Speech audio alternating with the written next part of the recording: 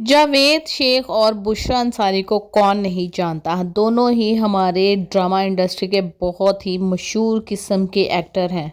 दोनों ही बड़े शोखे से एक्टर हैं।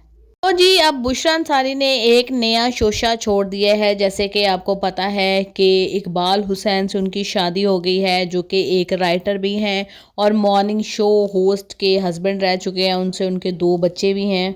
फिर उन्होंने सोचा कि मैं बुशरा अंसारी से शादी कर लेता हूँ, क्योंकि बुशरा अंसारी जो हैं अभी भी इतने बुढ़ापे में भी काफ़ी ज़्यादा अलर्ट नज़र आती हैं, काफ़ी ज़्यादा एक्टिव नज़र आती हैं। जी इस कपल के दरमियान मुझे कोई इतनी अच्छी बॉन्डिंग नज़र नहीं आ रही। जिस तरह से बुशरा अंसारी की पिछले इकबाल के साथ बॉन्डिंग थी, इसी तरह की इसके साथ नज़र आती है। क्योंकि अगर कनाडा में भी होते हैं तो ये बहुत ही कम मिल रहे होते हैं। ये कराची में होती हैं तो वो इस्लामाबाद में होते हैं, ये लाहौर में होती हैं तो वो पता नहीं कहाँ होते हैं। लेकिन पता नहीं, मुझे नहीं समझ आती, जब ये अदाकारें मज़ीद बूढ़ी हो जाती हैं तो अपनी शादियों के शोशे क्यों छोड़ने शुरू हो जाती हैं। जैसे कि निशो आजकल बड़े शोशे छोड़ रही हैं कि पता नहीं मुझे तो बड़े रिश्ते आ रहे हैं। भाई अल्लाह की बंदी, आप क्या गाने गा गा के वीडियोस बना रही हो, मतलब ठरक वाली वीडियोस बना रही हो। कुछ तो होश कर लो, कोई और किस्म की वीडियोस बना लो। इनके ना चस्के जो है ना, चस्के वो ख़त्म होने का नाम नहीं लेते, चाहे टांगे कब्र में ही क्यों ना हो।